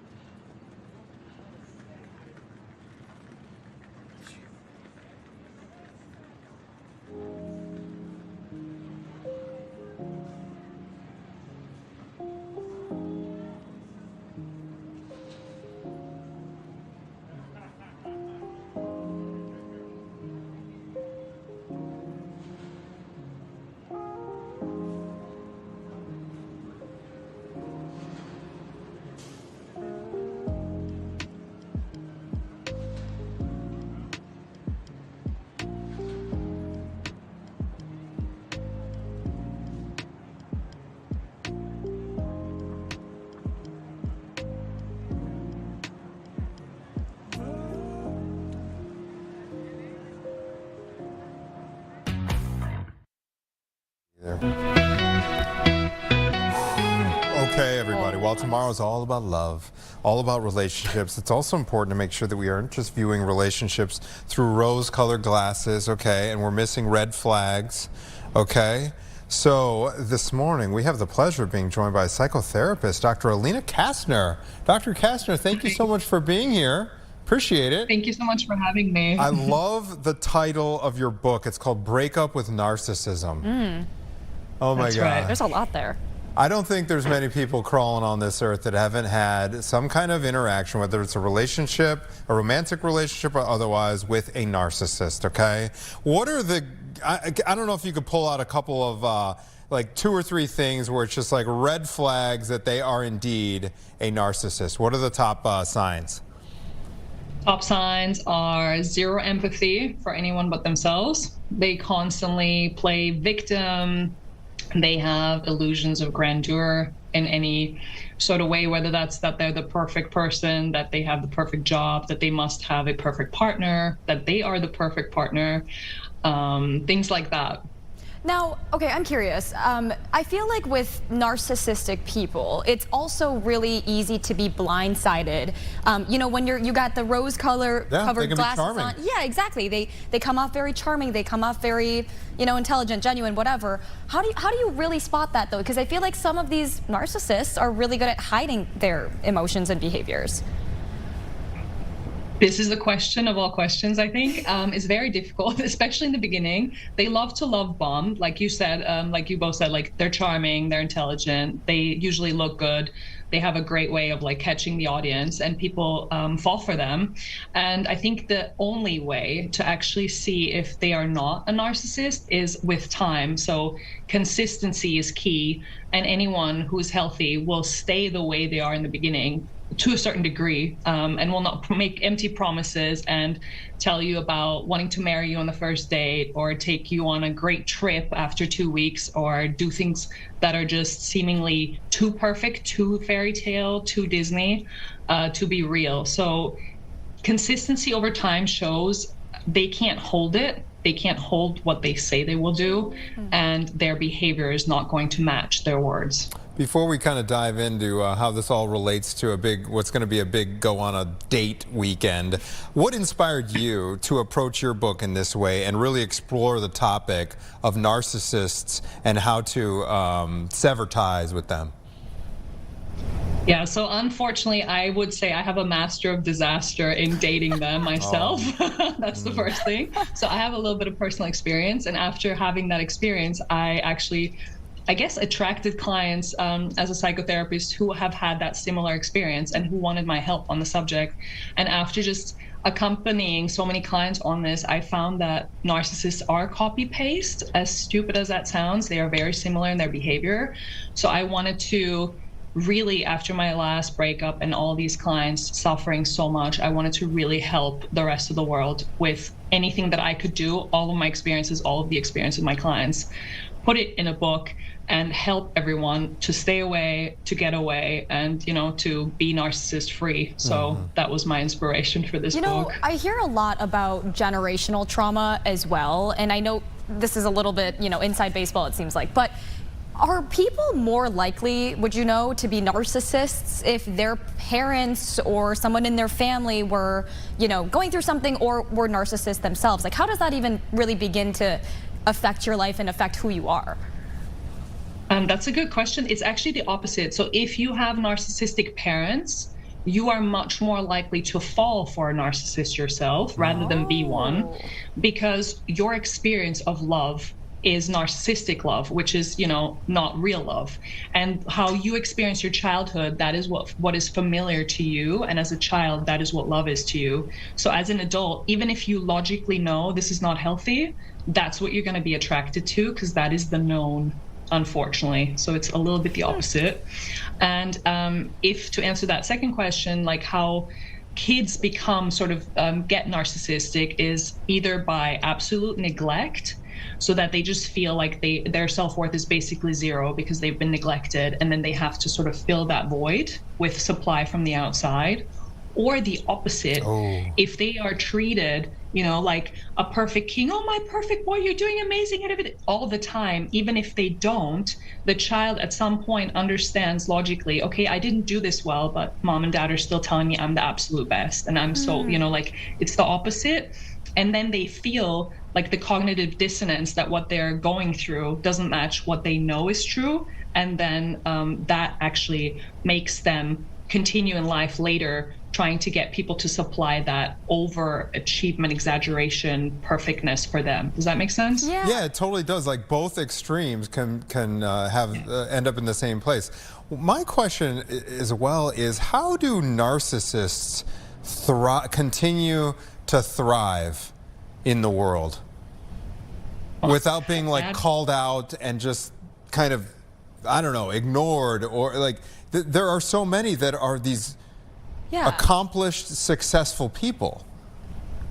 Well, without getting political here, I'm going to say that I think that's actually easy to explain, is because if you're so focused on yourself, your success, money, anything that drives you, and you don't look left and right for people's feelings because you're not empathetic, you don't care about your family, you don't care about others, you don't care about elbowing others on your way up the ladder and all these things, you're going to be much more likely to be in those positions that you were talking about versus the other people with a kind heart, because they might not do the things that you're willing to do. Is that, That makes sense. That makes sense. It occurs to me when you were kind of talking about how kids that are super neglected or super fawned over can both end up going down this track. Dr. Kastner, can you comment on the folks that are most susceptible to fall victim to narcissists? Yes, it's the ones that have experienced that in their childhood. So the ones that have actually narcissistic parents. If one or both, God bless, are narcissists, they're used to not getting their needs met. They're used to being the supply to the parent. They're used to shining the light on the parent, and then they are much more likely to fall for a narcissistic partner because that's what's familiar. That's unfortunately the truth. I have another question for you. How do you navigate a conversation with maybe a loved one? Like, let's say your best friend is dating someone who is maybe a little bit questionable, is showing these red flags. How do you navigate a conversation with them to tell them maybe this isn't the direction you want to go? You tell them, do you remember Good Morning Chicago with Dr. Lena Kastner? You should read her book. Plug there. Can you give us a lay of the land there? Like, you don't have to give your whole book outline, but how do you approach the topic in your book? So basically, I tell you the flags to look out for. Actually, the 9 criteria points that actually prove that they're a narcissist, because that word is inflatedly used. Yeah. And we say, oh, he cheated on me, he's a narcissist, or she didn't let me go out, she's a narcissist. And that's not necessarily true. Might just be a jerk, and might just not be a nice person. So there's actually, for the narcissistic personality disorder, there are 9 criteria points that need to be, 5 of them need to be met in order to have the diagnosis of narcissistic personality disorder. So I explain that, and then I sort of show the 24 toxic traits, is what I call them, of what they do when they're in a relationship. I show the abuse cycle, so that if you are sort of questioning, am I with someone like that or not, you can really like check it off and be certain you are, or your friend, whoever you're suggesting it to. And then at the end, not at the end, the 4th chapter, like the 4th part of the book, is how to get out of this relationship. And actually the thing is, getting out of it is one thing, but that's not the most difficult. The most difficult is staying away after. That's the most difficult part. All right, let's zero in on Valentine's Day. Yeah, let's end on while we have time. Yeah. Okay. What are some examples of relationship red flags that Valentine's Day in particular can make it easy to overlook? Okay. So I think one of the worst things is when they make a huge show and it seems to be this romantic thing, but actually they only do it so that you can, on social media, present how perfect they are and how incredible they are. And if you don't you dare, because then you're going to have a problem. So that's one thing, using social media as like a fight factor. The second thing could be that they make this grand gesture to cover up like daily neglect. That's also a big thing. They could also be super like make it a show about them. So they create this date that's seemingly fantastic, but not at all what you want. And then if you actually say that, they get really upset and they're the victim and they're the poor person that, you know, did everything for you and you're not appreciative and grateful, things like that. And then also if you're in the beginning of a relationship, to everyone out there, and they do these incredible things that could be love bombing hidden. So you have to be careful that that's real and that's tangible and not just a big blowout to tell them how great they are again. Really quick, I know we're starting to run out of time here. Do all narcissists know that they're narcissists? So I'm going to say people with narcissistic personality disorder, they have the advantage that they're not suffering while everyone around them does, which is very different to any other disorder where the person usually who has a disorder is suffering as well, or the most. So I would say most of them do know, but they're not going to let you know. And they're not going to admit it in therapy, and they're not going to go seek therapy for it. Okay. Thanks. Well, thank you for, I think everyone's got the heads up. We only have a couple seconds, but I have to ask you this. You mentioned social media, if they're doing it for the social media. Is there anything about specific people's social media accounts to look out for that says, okay, this is a narcissist for sure? We only have a couple seconds. So I think a lot of naked pictures, very vain, very flashy. Okay. That's a red flag. Okay, red flag. Oh my gosh. Thank you so much, Dr. Alina Castor. I hope you have a narcissist-free Valentine's Day this year. Same to you guys. Thank you. Oh, thank you. This is good. I'm really curious about the 9. You know how she said if you check 5 of the 9 boxes, I'm going to like log on right now. Like, I hope I'm only okay. I'm at 4. Yeah. I've only clicked. So you just barely made the cutoff there. That is very interesting, though. I learned something. Thank you very much for filling in with me here at 11 o'clock. I hope everybody has a great Valentine's Day weekend. We'll see you right back here next week.